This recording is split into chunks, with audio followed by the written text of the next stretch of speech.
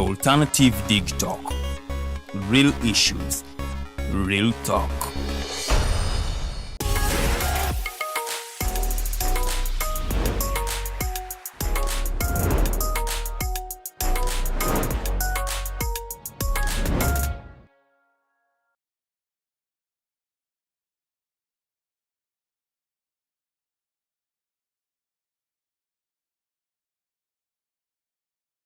Hello beautiful people, welcome to the Snap Talk with your girl Teddy Teangel and the two beautiful princesses. We are back again and today we are going to be talking about another interesting topic or discussion. Leo tugakwa tutunuya munange mu relationship zaffe zino ze tubeeramu. Oftentimes as you know, boyfriend and girlfriend, you always communicate. Yadde okyabira abazadde bo batobeera na boyfriend, you always communicate. Omanyi ki kati ngenda wano leero, ngenda wano, and your boyfriend or girlfriend prefers to be in the know. And the question is it right for you as a girlfriend or boyfriend to have curfew in your relationship? Okay, let's say chitambud up to marriage. Is it even, is it ideal for one to have curfew in their marriage? Anyway, mujje mutwegateko, share the link with everyone out there. Invite them obagambi mune abambejja n'atali mumbejja. Baguse, and then we, to discuss ne kumulamwa guno. Goloza chandi badde kyamakulu mayi olumu tudete nga tukesa ogamba, "Oh, nafuna boyfriend si taata wange." Anti ngoma ya amateeka agasusiza tekatula kyo kyali wabweru lwaki tonnadda waka biki ebintu ebatu so munaye mujja tunyumyemu tukuyigireko nyizo kwanga zikyenkola kikyamu naye munaye because of what you say nenjiga. Use the comment section right and then we shall be reading all your comments. Without wasting any time, let me welcome the princesses Wabuuzeka and then we dive into the topical discussion over the princess of Buganda. Buuza kwatwa olunaku olwaleero. Hello, beautiful people. It's Saturday. Luli cold day. Lubadde sana emisana n'endoozi embeera y'obudde kyusa kangeziko. To the Man U fans, hello, hi. Olwawine olunaku olwaleero. Omumbejja Luwedde Lilian, I welcome you on the Snap Talk show. Ekituufu tetukyagambwako so far ne bw'ebeera wiine emu. Fine, tukutegedde gy'ogwa. Bulijjo oli wa Man U. Kuva dda lwakuba kale batukuba nkyuka. Now we know. Batukuba ennyo omuntu aba yeetaaga osirike obeere faani alabire ne mabega. Okay. Yeah. Kulika mune, congratulations. Ata Man U fan we bawangula. Tebasirika. But anyway, princess of Omunyoro, my Chelsea fan mate. Ngalona negana. Nkumanya oli wange because I know you. Buuza kwatwa olunaku olwaleero. Njaga okubategeeza abali mutulaba olunaku lwaleero nti nze mpagira Arsenal. When did you start? I don't know when I started supporting Chelsea. You've always been. No, yeah, I've always supported. Tokane ku mighty drive yakkiriza. Okitegeera. Me have always been with her. Ya okubalamusaako nsuubira nti musiibye bulungi mujje tunyumyemuko sometimes kafya asukka mu relationship. So munnayo olowooza it is okay omuntu okuteerawo kafyu mu relationship nti ewange eziwera ssatu todda. Sula gye woba olaze n'okomawo okumakya. So nno wegwe omulamu oguli mu ddiro osobola okujja no sharinga naffe opinion yo, what do you think? Olowooza wali baddewo kafyu tewandibaddewo munnange ndowooza eyinza okuba eyiyo oba eyinza okuba nga you are giving just an opinion on stuff. Wammwe waliyo kafyu ngamba mu relationship gy'olimu oba gwe otaayaya butaayaya tebakugambako nga nkoko yakukyalo. Lwoyagala lwodda, lwoyagadde lwosuzeeyo, tolina gwennyonnyola, tolina kigwe kyoyagadde kyokola. Such a relationship nayo tebeera nnyangu. Kituufu. Ng'oli kyetwala. Nga wootaayaya tolina kugambako. Oba kino oba emyaka 18. Nga lwaki tebagambako? Bakugambeko ko. I think awo nyine ngenda okubuuliza. Agenze nayogera ku kyetwala. In these relationships, oftentimes people, while they're still dating, they feel like they're not entitled for certain things. So, most of our people are about chetwala in those relationships. What would be your take about the chetwala kind of relationship, Lilian? Nga tuli bafumbo batukyali eno mukyali mu relationship, mukyali mu dating. Moyo dating thing. Tenjo yagala kunkola ki akongezi ko olwaleero. But anyway, relationship yonna enyuma nnyonga erimu amateeka agagifuga. Olwo nno lw'omanya nti there is someone accountable. Nti ono bw'abulawo omuntu gwe basooka okunoonya ebiseera ebisinga olaba emisango egituuka ku partners omuntu gwe basooka okukwata aba the other party nti bw'abanga omukyala abadde afunye obuzibu oba abadde abuzeewo okumala ebbanga nga talabika omuntu gwe basooka okugamba oba omuntu gwe basooka okubuuza ye mwami we oba ye boyfriend we oba ye fiance we bw'abanga mwami era yabuzeewo era omuntu gwe basookerako abeera mukyala so relationship yonna etali mu mateeka oluusi kiba tekinyuma Mumbejja kyayise ekyakyetwala nti gwobeeraawo bwe mubeera mu relationship oba ku mukaaga oyingidde oba ku mwenda oyingidde oba ofulumye bufulumi kwegamba nga toliiko muntu akkubako ku mukono kiba kibi nnyo because bw'ofuna obuzibu omuntu ono ne bw'abanga abadde ayina wayagala otandikira aba tamanyi naye at least bw'abanga akimanyi nti patina wange yagenze bwati ne bwati yabadde asuubirwa kudda ssaawa 4 eziweze ssaawa 8 ogw'ekiro oli amanye nti okay buvunaanyizibwa bwange okutandika okumanya ali bulungi oba tali bulungi naye relationship yakyetwala ofuna obuzibu nga ffe tulowooza wasuzeeyo oba wasuze wa oyo bwatyo bw'agenda asulayo oba bw'agenda ayinza n'okumala ennaku 2 nga taliiwo nti ne bwe mubeera mu maka nze amamu was very very strict by Saawa 4 muba munju naye kati nga tulinawo like ye shift yenge etuuka nga paka Saawa 5 yali ekwata ne taata because mwe abaana ne taata yali ekwata nti Saawa 4 etteeka lyali lyayita buli omu abeera nga alina okuba nga ali waka naye bw'obanga osussizaamu muzeeyi waffe ye yali akuba essimu era nga babagamba mumuterekere emmere asuubira okutuuka wakati w'essaawa zino okusinziira oluusi ruutu gy'abaakutta and all that but our sister used to come home at 11 naye nga bw'asukkamu ajja ku 5 nga kitundu kati ku 5 mukadde aba atunula nti tannadda ng'essimu zitandika osuzeeyo tusibewo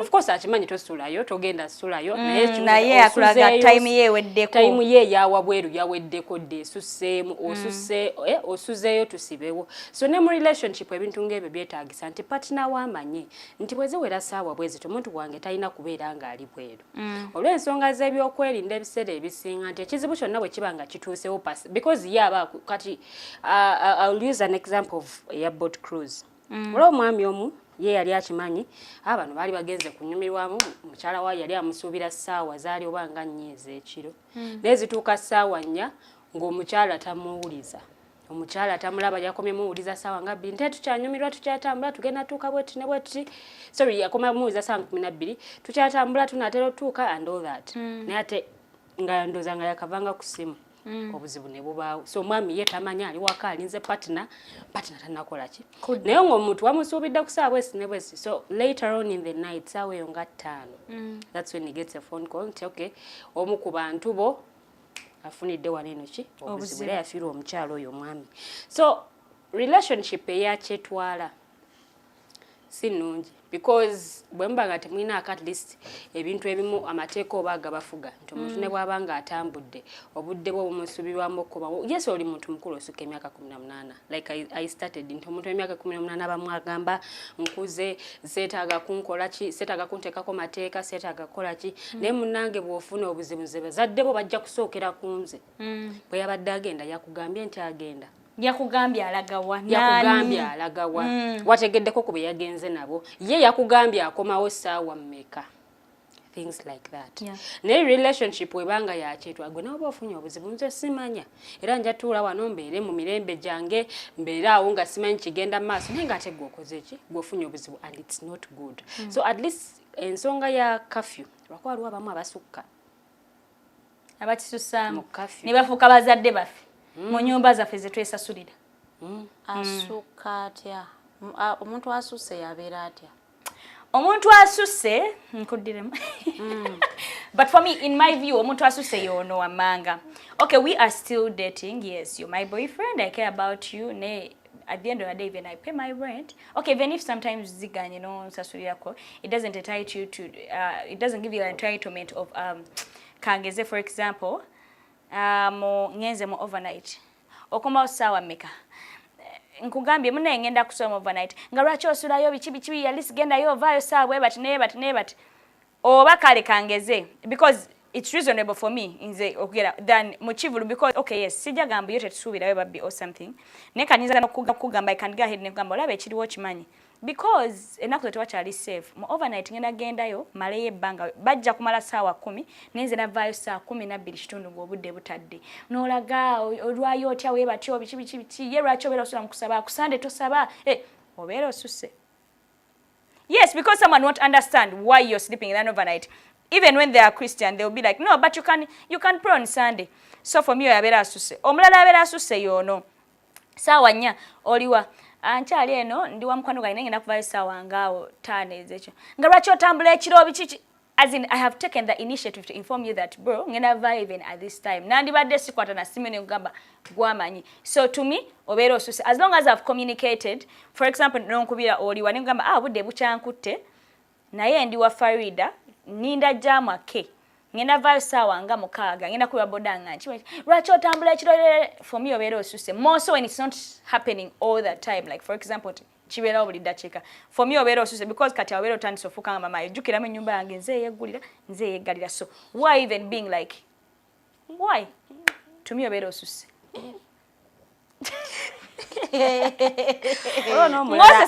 no waliwo n'omulala akimanyi owapesonyuka mangu obonyuka nga naye nga yes ze sawa olusi sawa nga okutuuka naye we can jazz and take, because kat for example nyizo oyitirewo Farida after work kangezenga ku nze wange era mbange ndakugobawo eziwere nnya. No, okay, because Farida for you sleep early, let me say. But I have been at, let me give an example of Lydian's. I've been at Lydian's place at 10. Okay, it was different. We were going for prayers. But I've been at her place at that particular time. Yeah? And your boyfriend will call you. Oliwa, omugambe ndi wa Lydian. Ogena vayisa Mekka. Omugambe, but I'm ordering maybe my Uber, let me say, or border at this particular time. Ne racho tambule chilo bishishi. Kusawa 5 nga. In my sense of senses, nga zemba ndaba, it is not late. Buchali. I can move in that particular time. Inzenganza because at the end tugambe we are 18. Obwongo bwange bukola bulungi. Siga mambo. Mbuno nonzijukiza mbuno ki. Obwongo bwo bwabususa. Inzijukizanga ngambye. Inzijukizanga ngambye ngenda kudde wakasawa 8 ogwekiro. Because how do you be at a friend's place up to 2? Awonzijukiza. Ate mba kugambe sleep over. Don't overcall me. Ngeze ku sleep over mbate. Mukola okola chikati. Tuli wantu chaine ili antunyumya. Ngobudde buyise. As in why you even doing? Why you even putting curfew on me nembanga sirikale wango banga sirina uwo. For me I think obeera osuse. Toyagala muntu akutekako curfew ng'okyabeera wano nga nchalinze like okay you can put that reasonable curfew and even if I communicate for me I feel like if I communicate by the one time I went to the salon when I cut my hair. Walo curfew ya sawe mwe akaunge. You guys I went to the salon at 7 let me tell you weirdly. In this and I was called up to 12. Can you imagine? Someone may not understand that but ngamukama ndaba basika nako simane wante kambichinga nino bilinda for some time like an hour be smaya bikole nakola kumulala as in I left salon at 12 nganyize ngapuli obusunga ngamba how do I go to cut my hair and it takes this long so someone else yakuteka pressure ajja kuwira kunya sawa nyo chali mu salon ngokola chinga already nze frustrated that I am being delayed in a salon like that instead of go kumberera wo tandika okunyombesa oba osuse back to you. Ngeze ndaba tujja kubeera nnyo mu buzigo bwaffe. Kubanda ate mwagalira ddala kasi. Bakuse. Amateeka g'otayagala ng'okyaliwe katogenda gagondera ne bana bakuwasizza. That's the whole thing about it. Nti oba toyagala muntu kubeerako even when ngana kuwasa ogenda kulaba nga it is irritating. Ompise mwana muto nsobola okwelabirira I know it is late nsobola so lyonna etteeka ly'ogaana saawa eno nga odetinga omwami oyo ngali kuteekako ne bwana akuteeke wuwe era ojja kulaba nga asuseemu olaba nti sebo taata ndi muntu mukulu tolaba nti osusse but sometimes men are looking out for you not because they are overprotective or they're being nti ayagala nnyo they are being obsessive with you but it's because they feel they need to just take care of you. You know when a man loves you they feel tosobola kwerabirira nga ye bwe yali kulabiridde so bwoba oli out of sight they always want to check in and see how you doing, and I feel it is okay. Kusuka kwoyogedde wasuukidde wabadde wamu ebirala byonna abatasusse wasuukidde kale obanga mu communicating nti ogenda mu overnight and they expect you to come back in the morning kati siraba nsonga lwaki abakubira ku musaawa 7 gw'ekiro nga kugamba lwaki tokomawo but a woman as a young woman bw'obanga osobola okukeera n'ogenda ewa mukwano gwo ne munyumya kuva saa 10 mpaka 5 z'ekiro azin tulwa okweraba emirimu gitukwata ne tufuna once in a while a time gamba I am going for a weekend at my friends for a sleepover obeereyo kale tugambe nti ogenzerwa Saturday okomawo ku Sunday naye ogende okulaba mukwana gwo then omukazi omufumbo lwaki oli mumaka paka sawa 5 bawa kete but Farida, sorry, I just want to chip in a little bit, just a little. Okay. This curfew, does it only work on girls or n'abasajja? Because also it's not reasonable kwogera ku overnight nga for you sleep in a chibala and it's okay. Curfew je muteka mu relationship esoka musoka kujikkiriziganyako. Era ne mukkiriza nti ejja kubanga ebakwata mwenna babiri.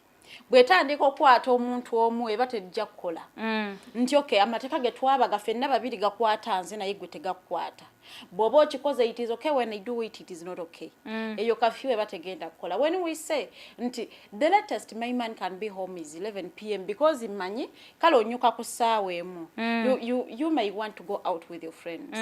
So between ssaawa mune ssaawa 5 mba munyumiza ekimala.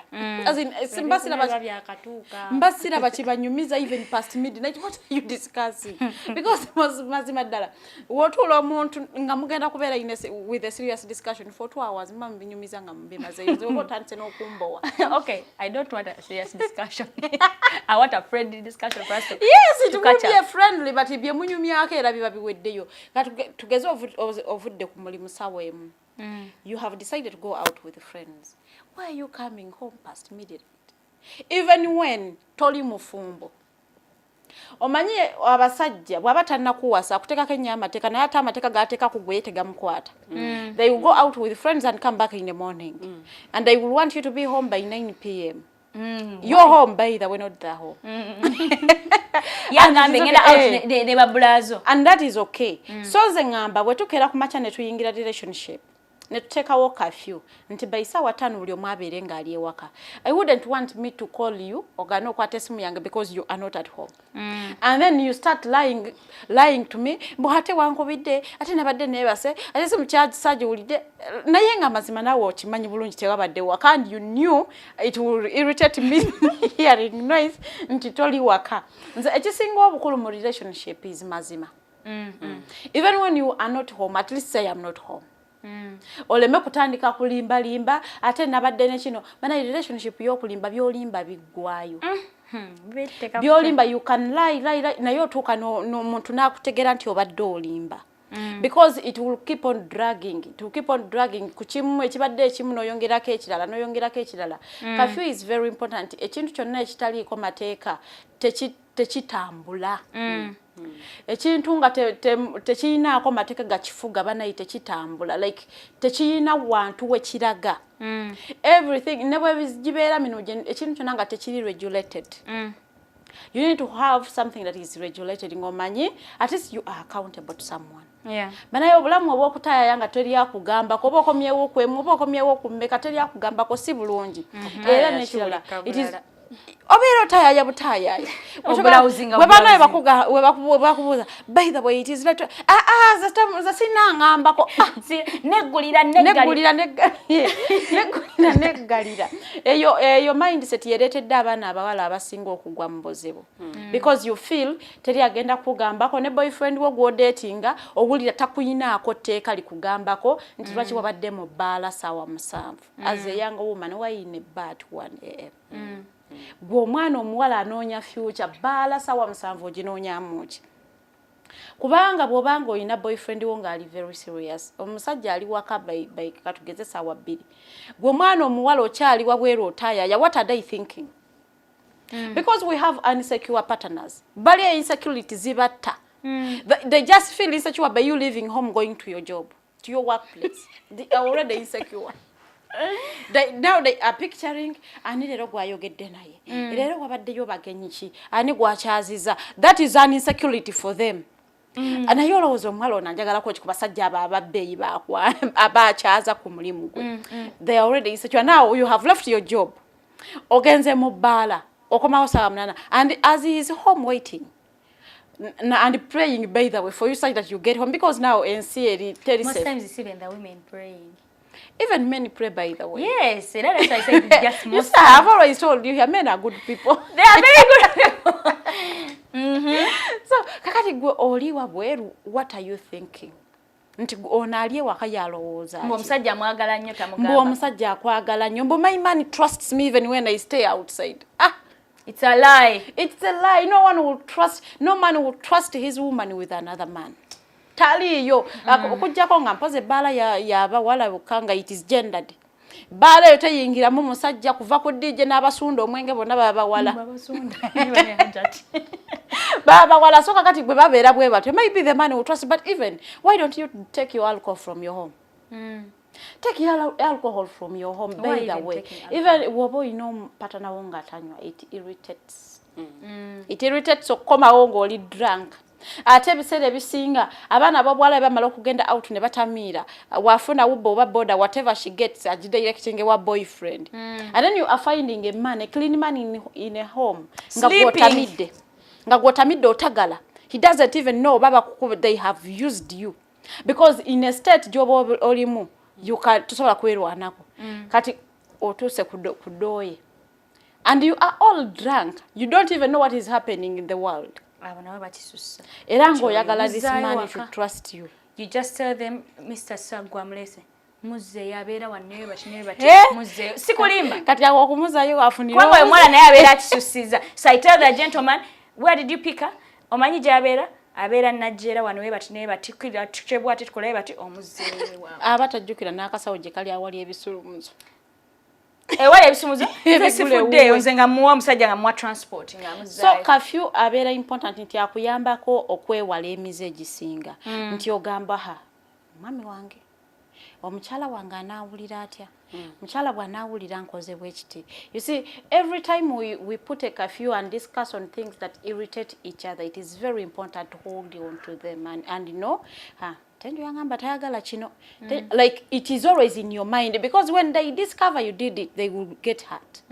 So kibeera kirungi kikuyambako nti bawo bwaba yakugamba omanyise kirungi kubanga okomawo wakakiro. Onyoka sawa 3. Why would you reach home sawa 5 ng'okuva w'okolera okutuuka ku mulimu gwo taking 1 hour? 30 minutes. It is 30 minutes. Obeeranga wa. Nawe tombuuza biki ofudde mwana muto. Kumbe gw'olunnyuka ng'olutwala ewalala. Ate saagalira ddala muntu gwe bagambako ne yeewozaako abali guilty. Always people about letter explanation and everything, they are always guilty of something. Like just bakubuuziza bubuuza naye lwaki obakomawo sawa 5 nze era biki olowooza nva mu bwenzi sinakyogeraho. Why do you bring it up? Nze sinakugambako nti ova mu bwenzi. Why are you bringing it up? So it is because you are guilty.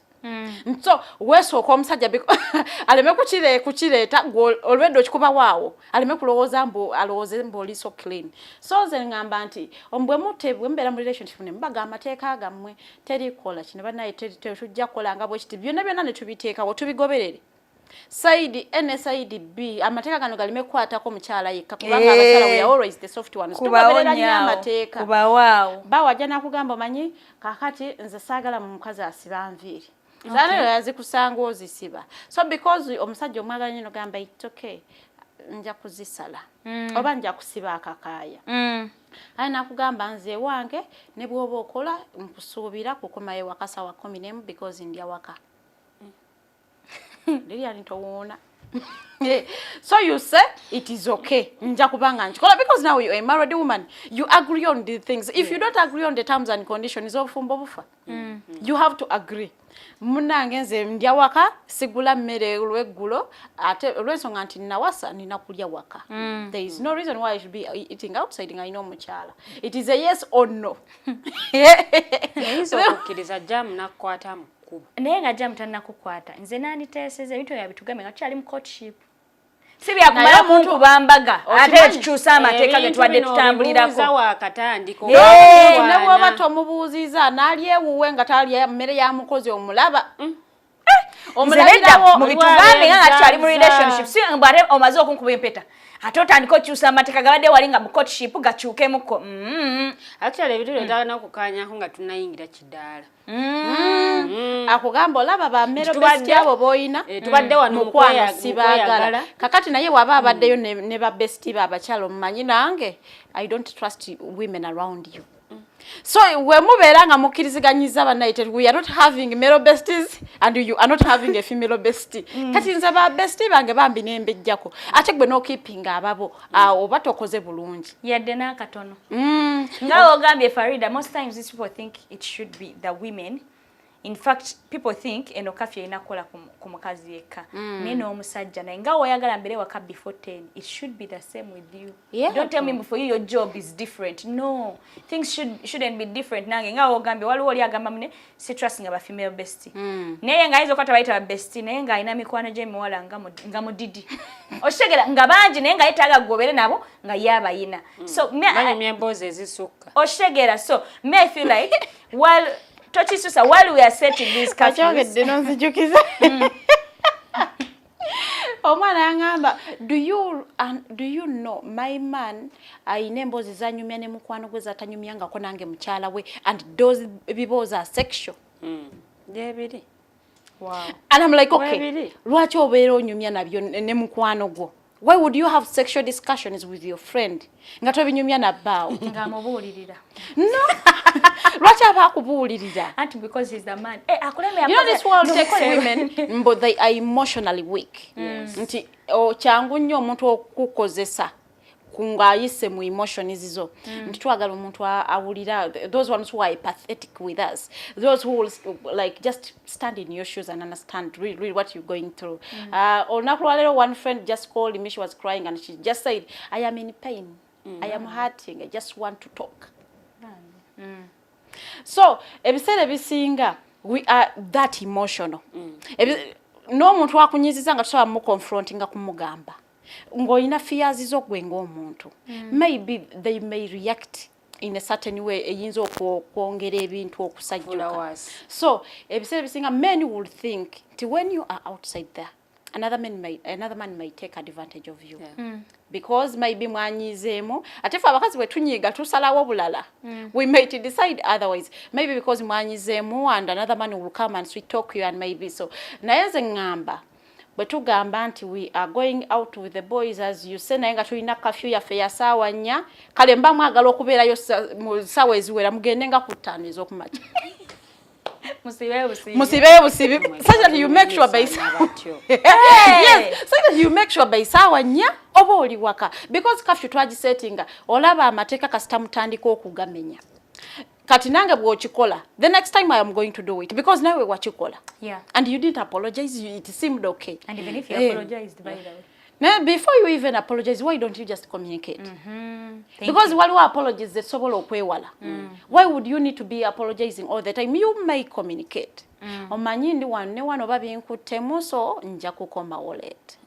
But also don't lie or excuse na yenga sibitufu. Okay, thank you so much Farida. To our viewers that have just joined in, I want to remind you that tuli kwogera ku should one have curfew in their relationship. Leave alone that, okay, don't leave alone the marriage people, but let's look at, you know, sector jeturi mufengafe. Lilian gave us an example of her mom where she had, okay, in their home they had curfew for everyone. In that naenga netatawe emtwaliramu. However, the few times he wouldn't make it on time, he would communicate. And then for us when we're dating, oftentimes our partners and or whoever, they really want to know where we are, which is really understandable. I saw someone who already phrased it in the comment section, Gaga.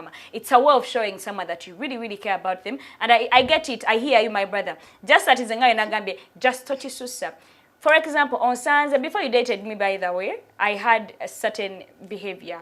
I had time, time. Because by the way, before you begin to date, there is that time gojwegamba nze nabukera tebuziba ngandi wabweru. Nze nabukera ekinene nnyo sawa 3 nina okubeera ewaka. Nze nabukera nina okwebaka by 9. Yeah, I don't take calls by that time. So in that even Bufumbo happening, there is nothing you're going to change. Unless it's my husband, I can compromise. But as long as it's 9, I will not take the calls.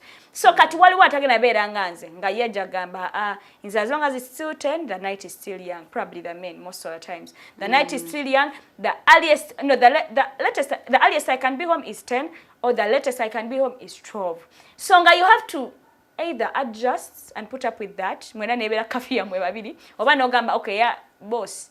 Eri 12 yange. Eri probably 9. There is a home I know, my relative is home, whereby young number, the only person that enters this home at night is the man, like her husband. The rest of our people, simayanga ani mugenyi, simayanga gukubye nnyo n'omumisinga nnyo ogenze mulabako, simayanga oli mwana mu maka, simaya bichichi. By 7, you're supposed to be at home. Webuziba tokyala, mukwano, tokyala. Yenga gamba kireke bulesi. As long as buzibye, ye yali agamba because mugenyi w'ekiro banna. Yes, waliwo bana bebe nkutidde mu kibuga asewano ewokumpi gyenye banda. Ewo wekiba kiganye. And ekirungi okuyingira ewaabwe wa password tomala gagendayo. So nga ye akugamba munaye. In fact even era gye tulimu, why would you kukyala nga tokubye? Like, Sula mu single room, but there is no way you can come at my home. You can't come at my home nga tokubye simu and you get me. First of all, kuget tosobola kwegulira. Tetuyina sukali. Gozo okushali yakugulira. Otherwise ogenda konko n'ofiiro unless nga mukama akuvuddemu neighbor n'afuluma. So really, mu era gye tulimu kati yeeyo. So we are still discussing curfew in relationships. Golo was a wandibaddewo curfew in relationship. But then I want us to talk about, okay, still in that sector of curfew. Farida, goloboza. Gwenga as a girl. All of us in studios, tukuze. Yeah. What curfew do you think a couple should set? Me as me, if it was for me, I would set a certain curfew of this time. Katinze Farida sinywa mwenge, but in any case, a couple banywa mwenge, maybe omusajja, let's be out up to this time or this time. Girl, be out at least at this time or the other time. Farida. Bannayo omuntu amawulire gesaawa ennya tugalabire ewaka. Esaawa ennya. Kale latest zibeere esaawa nnya. Anayi wazisukuluma ku saawa nnya obudde buba bugenze. Ensi eba etandise okusirika azini bw'obanga tolina ky'obadde okola, what are you doing? As for me, anyway, curfew esinziira na ku mirimu gye mukola. Abamu bakola ayinza okubanga ya report nze ku mulimu saawa 9 avayo ku 6, so waliwo abakola mu shifts nga saawa zaabwe ziba favoringa. Naye nga mma mukola zino jobs ezaffe banaiba isaawa nnya tubeere waka ffenna. Abakyala banayita kinyuma omwami okusooka ewaka Yadde. Tekinyumaako yadde. Ate naddala nga muyina abaana. Naye ayinza okwekeeza olumu. Well, it is not always good omwami okubanga yasooka ewaka. So as they are home, what are they doing? Like kubanga fuga omukyala wanga omukyala obeera ewaka obeera n'ebyokukola, your mind is moving. Ebeera erowooza Zalokyusa ennyumba. Naye kakati omwami bw'ayingira ewaka bw'ati nga toliiwo, it gives a different picture. So mbwe gubanga si mulimu nga gwe gukepinze wabweru, gwe every time you are catching up with your friends, when do they catch up with you at your home? Kuba gwe buli lunaku obeera ogenze kukyalira mikwano gyo, when do they visit you? Waliwo n'abasajja abatakkiriza mikwano kukyala temweyisaayisa waka mujja kunnyonoonera omukazi. So ng'olina basangayo ewaabwe. Men don't trust by the way. Waliwo abasajja abasukkamu agamba bajja kunnyonoonera mikwano gyonse sijjesiga gijja kunnyonoonera omukazi. Lwaki babeera nga bakukyalira the whole time? Era wabeerawo n'akubuuza, why is it always that friend yakubira ennyo? Lwaki yabeera akukubira? Abeera mu lugambo kugamba mu lugambo kusigula. Nenga ebyo byonna tubiteese ebbali. All factors constant. By saawa nnya tubeere ewaka. Nenga bw'obanga onnyoka saawa 12 saawa emu banaye tubeere ewaka. Mwe tusange ewaka. It is always good okubeera nga mutuula ewaka for connection purposes. Some of you are growing apart because mutuuka kuyingira buli kunaaba kuyingira buli omu akoma wakuse. Olutuuka mu kinaabiro kuyingira buli muno omusanga yabugumiza dda sayidi ye. Kuyingira buyingizi. What is that in marriage? Mwetaaga this time to catch up yadde nga mukola. The whole day mbadde mwenna. Muteekwa okukozesa that time before you go to bed to catch up. how was your day like obulamu bukutambulira butya because temukola mirimu gye gimu ne bwatuba tulina okulaba amawulire as week tubivera bingi nyo right you said nafuna pato nagamba nsira amawulire most of the women by the most of the women because most of the men are list naye abakazi nzisira amawulire nga yalinda kim big brother Niger kale katola amawulire women will shock you women will shock you by the way lwaki batola amawulire ne check us out dating amuntu atola amawulire as in why then what puts us together me as a journalist sikutegera kutegeza lwaki wabatoli kulaba amawulire kubanga oyina okumanya ensinga bwetambula sina kugambako following politics but you need to follow up stuff that are happening in your country bajja nakubeerawo one time ekintu kituukawo your neighborhood emanyi but because gwe nanti obeera kazannyo you do not know anything kati babinyumyako obuuza n'okubuuza byali wano nika bikadde mu nsi yo sina kindi mugombolola mwobeera but because aya byali wano nedda you pata natalaba amawulire sagala kumuliraana yadde omusisinkana seetaagira ddala the best curfew for all of us naddala bakola tebakola mukola dde fenna tukola day shift bana yebeere saawa 4 that is the longest you should stay outside it is the longest wabula twaligambye na saawa 2 neka tuweemuze yes batugamba buli oba setting etteeka oleka mu saawa zino za just in case jamu amukutte just in case abadde ezebbiri zimuyambeko sakati bayinya abali waka because nze wabula bayisaawa 4 n'okomawo ku mukago batogenda kulya kale n'aba bunaabiweeba nga tafaayo ng'alya ng'abweru ng'ajjanga naabo n'abineebaka nze n'amazzi tojja gasangawo just tapu nsibye zonna nga tolina wojja amazzi amazzi gagenze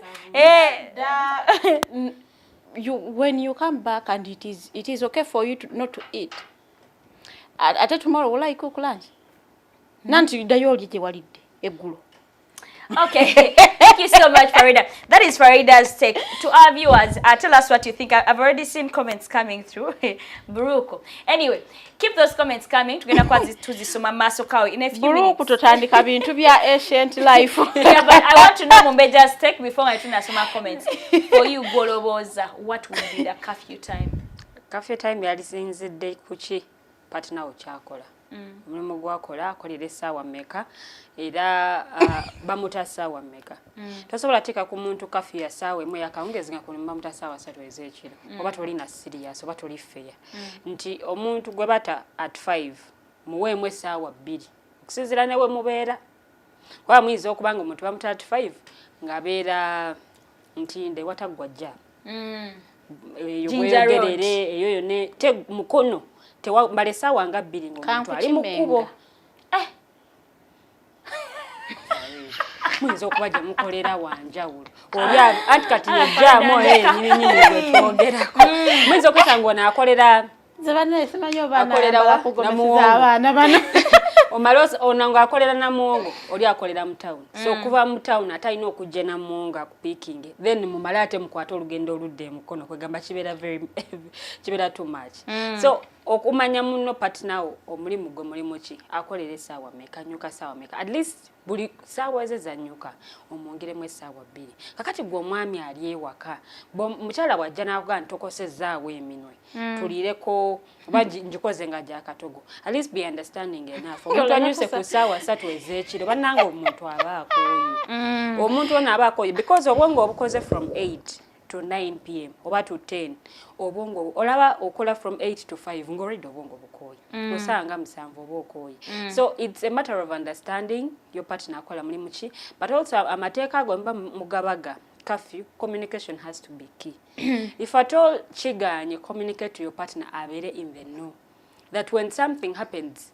omanya kiringa muntu kuva wano ng'agenda Masaka naye ng'olugendo obadde olumanyiiko saawa z'osuubira nti alina okubanga ali Masaka nti Masaka road zine saawa bali nga yasimbudde saawa zino saawa ezi alina okubanga atuuse bw'abanga tannatuuka okuba n'obuuza oba ne partner ona osobola communicatinga nti amunange tufunyemu kajjamu tuli lukaya oba tuli lukaya mbulako ndowooza tubulako obudde bwe buti ne bwe buti okutuuka so communication has to be a key point curfew eno okusobola okulaba nti mugimaintaininga because amateeka bwe gabbendinga ngeno gakola eno tegakola eno basonyiwa eno tebasonyiwa relationship kiba kigaana ewawo osonyiwa n'okoowa Nanti the person keeps doing the same thing. It ceases to be a mistake. Yeah.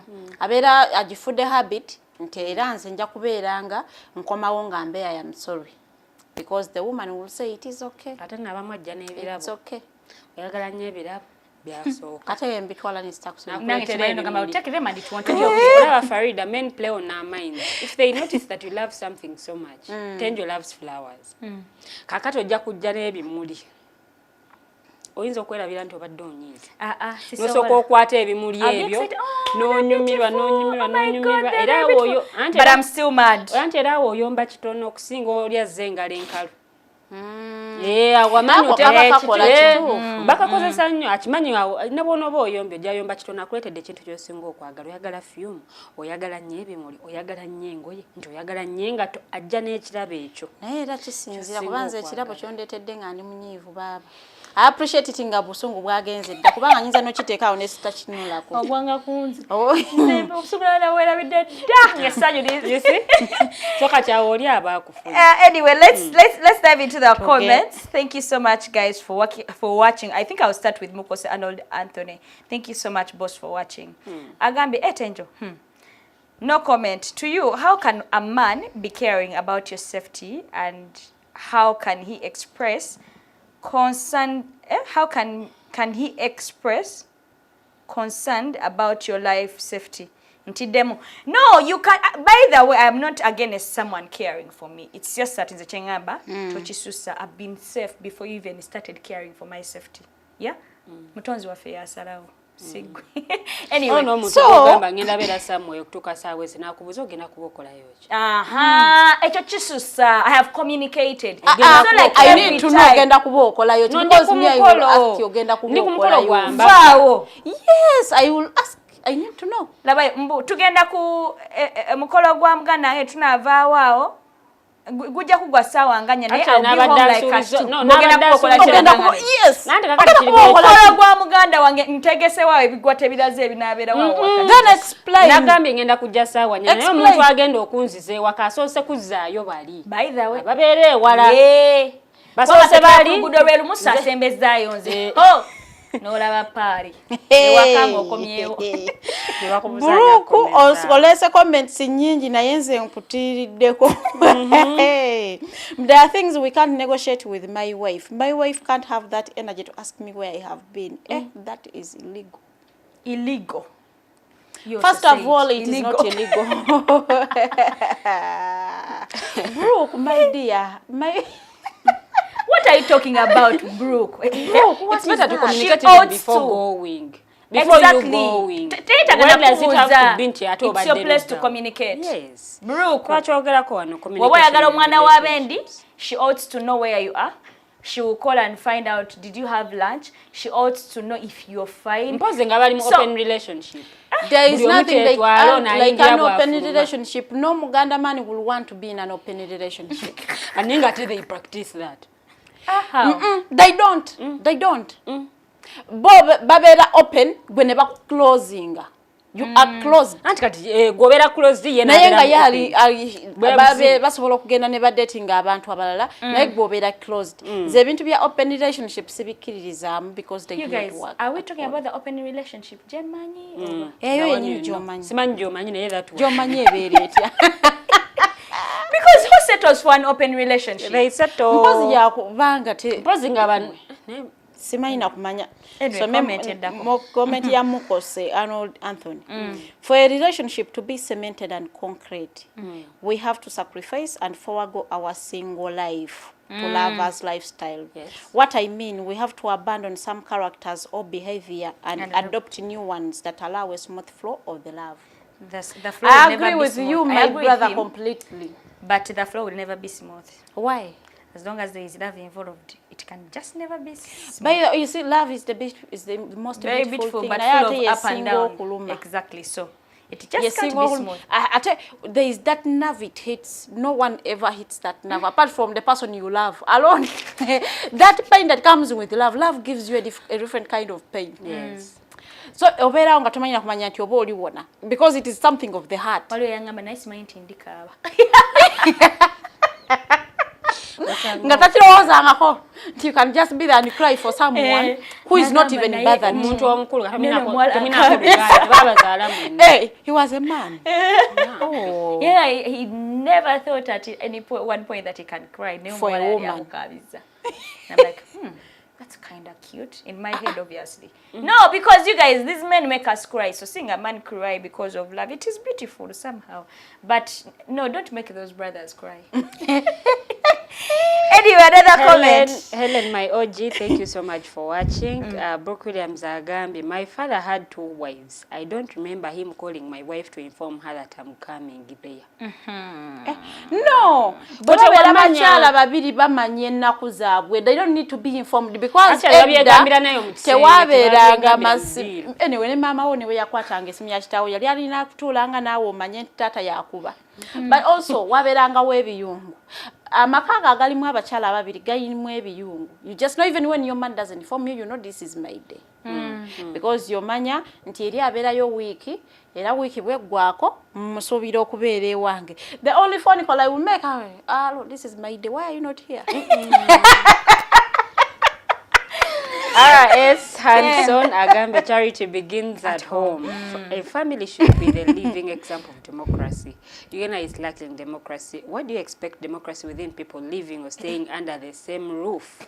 Remember, the Ugandan man has a saying, I'm the head of the family. Yes. Do you copy? Big up my sisters. Sweden is live. Being the head of the family doesn't stop you from being responsible. But he's right. I think it's kind of the same comment. Why would he communicate? I think he's trying to say there should, yes. And we're stuck with you for life. And he's trying to say there should be democracy because if you want me to be home on time, because may I have a feeling which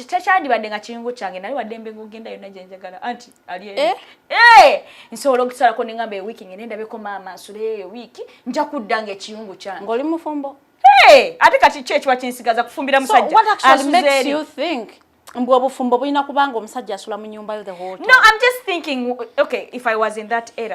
But there should be democracy. The same way you vote that, you know what, my wife should be home by 10. Bro, my husband should as well be home by 10. It should be equal. Okay, when Maza should be home by 10, Kaliwe at 12. When you're late, let it not be where it's okay, and for me it's not okay. I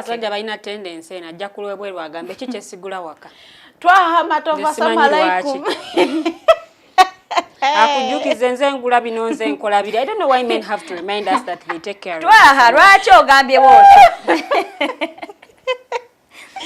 Zawama abasajja njagala okubategeeza omanyi waneeno mu Africa abasajja yes we agree mwagala nnyo ebitiibwa naye nze I do not want to take ebitiibwa away from men because nze njagala nnyo omwami wange ng'ali eri mu bitiibwa eri ebyowaggulu nze saagala mwami gwe bayisaamu maaso naye omusajja oyo gwe bawa ekitiibwa gwe njagala kubanga nze bannaye oba toweeka kitiibwa nze simanyi nakumanya bw'oyinza kubeera. So I always want that man, you know, ayitawo what everyone will turn and look at them like. So such kind of a person sagala kujjako bitiibwa byo, but I just want you to be empathetic with me omanye nti omukyala gwe nalese ewaka nzirayo ku 7 singa abadde nze omukyalo yakomyeyo ku 7. One time I was discussing with my friend nengamba nti okay omusajja bwogenda n'oyenda it is okay. What if a woman goes out and cheats? How would you feel? Nagamba that is different. Now what makes it different? Right. It is the same thing. You had sex. The both of you had sex. You went out and had sex. She went out and had sex. So what makes it different? But it is different. So up to now, I have always looked for a man to make me understand what makes it different. And when a woman cheats, because omwami yaba yakulete waka, so you are toskirizibwa kuendera maka goli. The only time wokirizibwa wechi nti oli maka go nga wawasizaamu omwami, so you can be allowed to go out and cheat. But also zenjagala nnyo abantu abali human nti kino kyo kyenkola singa omukyalo ono yaba akinkoze si kubagira mateeka naye beerakokko ate bannaye nze saagala musajja agamba mu amateeka tegamukwata wabeeraga amateeka g'ewaka nga galina okukwata otherwise gwe ofuuka kyetwala mu makambu kuba gwe nannyini waka a home is not a home not until there is a woman. Okay. So nze banna ebintu ebyo Farida gondi yako akikomeka agambye Jeremiah yagambye naye ne ba best balina engeri gye beenyumirwamu mukose n'agamba just Farida Bikobere, just know that some people are too serious in a relationship to have such people brackets not come sexual talks and yet long time friends feel free to have such. So we should be always friendly to our spouses to entertain such people to avoid our lovers having them with other people. Yeah, that's true. No, waliyo bapatana bali very serious with life. Temusaaga temukola ki as in everything is serious. So bwe mutuukeeka what happens? No, buli omu abeera ku serious ku bintu bye. Gwe omukazi kola ebikusuubirwamu ng'omukyala nasisinkana. Mpulira nga waliwo comment enjo kyaye bati wano ku mutwe eriwe bati boiling. So Brooke says, my wife should be home earlier to look after her kids. And I ask him, what about the father? Won't he look for after his kids? Because it also takes a father. Abana betaga time ya tata as well. They not only need that time from their mothers. So while your wife is home early taking care of the kids, tata gwokola chi abana bochoka gwe for either not your responsibility. Please answer me. Stop saying oh darling, please answer me. Abanaye tubere n'amaka agalimu amateeka if we want to have long lasting marriages. Tubere n'amaka agalimu amateeka atenga gana amateeka gatufuga. Tulina n'omukwano gwaffe abeera out n'emikwano gye naye weziwera Saawa nyanga tannaddayo. He will call at home and the wife will pick. You see, I am here with Farida. Actually, you can even talk to her. Oya okukakasa oli nti byayogera si bulimba. Omala omuŋŋambe. So omuntu bwatyo kitegeeze waka eriyo amateeka eriyo kafyu wa Saawa 4 kati buli wazisukka nga tannadda waka they have to call and communicate siri waka by this time ne reason lwaki era osuubira kubeera waka at what time. But it is being accountable, it is being responsible. As someone living ne munne tosobola kubeera ng'otaaya ya butaaya ya bwotyo tekikola makulu n'ekigambo kyakwese ekyokutaaya okutaaya bano abantu abazunga nga talinaako direction toliko agamba gwe toliko mateeka toliko ki ate nga okeera ku makya n'owasa omwana w'abendi ebintu ebyo tebiba birungi. Especially men who have money ng'olina ssente ezisinga ku mukyala temwagala kuwuliriza mateeka. Oluusi oba ogamba ngamba biki kati nga ngamba ngaani for abakyala we are good people. Olaba omukyala nga relationship ekyali mpya they will love you and treat you the way they want to be loved and treated. The only time a woman will change is when a man changes. Yes, that's true. Era olaba teri muntu ava mu maka ge. It is on rare occasions nti ngenda kukeera ngenefumbirwe ngende mu maka g'omusajja gwe sigenda wakitiibwa oba omusajja gwe saagala kusuusuuta. We all want to love our partners nga be basinga naye ebikireeta obuzibu nti you will want to love your man in a certain way and then they will show you they don't appreciate it that way. And they will show you how they want to be loved. And that way hurts you, but it is the reality. So you cope with it. When you start coping with it, then it starts hurting them because you have coped their lifestyle. Kuba aba yakumanyira yeri kati awo okugamba mbu okyuse. But you were trying to show them how you want to be loved and they failed. So you love them the way they love you. Thank you so much, Farida. Thank you so much, Lilian, and to people that have been watching. Due to time, we have to really leave this place. Probably it could be a katalekeka or a comment you would really feel like Tetsuya Jirekayo. I'm starting with you, Lilian. One thing that I'm going to close with is relationship etalimu mateeka egenda closing a direction. Ejatuuka nga buli omu akola byayagadde. Ate bwe kinaatuuka nga buli omu akola byayagadde, time is going to come where you're going to get fed up. And you're like, ndino omusajja gwe nsubira twezimbe naye tampuliriza. Then n'omwami naye ng'ayogera the same thing. Nti omukyala tampuliriza. Nalyagadde twezimbe tutambule in this direction. Naye omukyala tawuliriza ayingira bw'ayagadde ayina ekinywi. Ate abakyala abalina ekigroup. oyo yo mu controlling obo mutemingo lusi kiba kizibu because mu group musaako ye temulimu mukazi mugo like ajja kugondera bbawe muba muwa amateeka kati mukyala wo abanga je mikwano gyalina gwe weegendereze bw'oba omugambye ajeesaleko n'agaana then at least gezaako nnyo okubeera nga olwana okulaba nti ogezako mulaga the bad side of having groups because ne bwabeera mwami ng'alina abeekinywi bamugamba madamu yangamba nyina kuddangayo saabwe eziti nga abeekinywi bagamba tukyanyumirwa madamu ojja munnyonnyola madam has to understand and all that olina okwegendereza so let's be accountable to one another waba kubuuzizza munange lwaki oluddeyo ate sooka onnyonnyole nti lwaki naye gwe totandikira mu kuyoba yo mbuuza ngaani wano nze musajja yes I know you the man naye nina okumanya entambula yo okiwulidde because bw'ofuna obuzibu I'm the first person gwe bagenda okubuuza kati bwebambuuza nga simanyi bikwati simanyi gye walaze simanyi olina baani then what am I going to answer ate n'obulimba bukendeereko because bw'obiteekamu obulimba ojja kunimba mbu wagenze out with the boys kumbe wagenze mu bwenzi ofunireeyo obuzibu nga ne ba boys bennyini tebalina tebamanyi so yeah. But the boys will always come in for their birthday. And die. Anti obuzibu oyinza okubira aba boys ne bagati tunnamulabako naye nga tewagambye oli out with the boys. Okay, thank you so much, Lilian. Farida Katadekeka. There is a comment. I don't know if you can read it for us. Brooke William has left a comment before Atunawa Katadekeka. Agamba Chibroku. Brooke says, he says, that's for the show. Next week, we shall talk about gender-based violence. It's too much these days. Men are going through a lot. Oh. Yeah. Yeah, men are going through a lot, we agree, but it has always been women. So now it is your time to feel the shege. I am not advocating for gender-based but violence also even anyway. But we shall, kirungi omulamu oguleese tujja kubanga tugwogerako next Saturday. Tulabe gender-based violence in marriages, in relationships. By the way, enaku zino omuntu ne bw'aba teyakuwasa ajja n'akutula. Ba boyfriend kibekola. Ba boyfriend enaku zino ajja n'akutula ate enaku zino abaana abalenzi mukwana abakazi abakulu babakubira ddala babeeranga bamaama bammwe. Akukubira ddala. One time anyway njagala okubakubiriza Brooke Amateeka omukazi abata akufuze just mubanga muli mukweregulating nga kwewala ebibi ebiri outside your home. So it is always very important to abide by the rules and regulations of the home. Gabeerewo ate mugagoberere bulungi. Thank you, Farida. Yes, tomorrow I think we shall consider doing that topic. Reason being, yes, it is happening. And yes, it so happens that yes, men are really suffering lately. Rakwakale bambi ne athletic waffe. Ne yabigende them just like that. It's not result at for to check it next Olympics. But yes, we are going to talk about that next week. And in the chenandi agaddo okubakubiriza is we can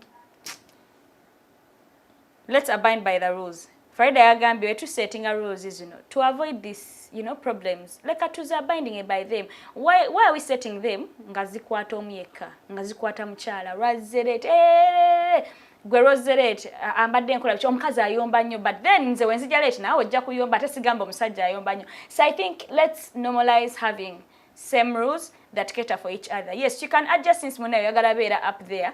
Netuga kale nzo emba nyingira 3 gwe yingira 5. Na tezibera 5 ate tojja mukaago ba musanvu because you feel like you're the man. No. Let's abide by the rules we have set as a couple because love is made by 2 people. Abasatu basaturula. See you guys next Saturday. Don't forget to tune in tomorrow at exactly 8 p.m. The political dice in Omumbejja tugakwa tugusenga twatwala through everything that has transpired this entire week, and then to programs ezenjawulo nenga gwoba oliyengo ina business yandiyagadde tukolere oli muyimbi wakola video wetaaga kalango kiki kye wandiyagadde kiri media related, hit our inbox. We shall be here to serve you. Catch you guys tomorrow. Bye bye.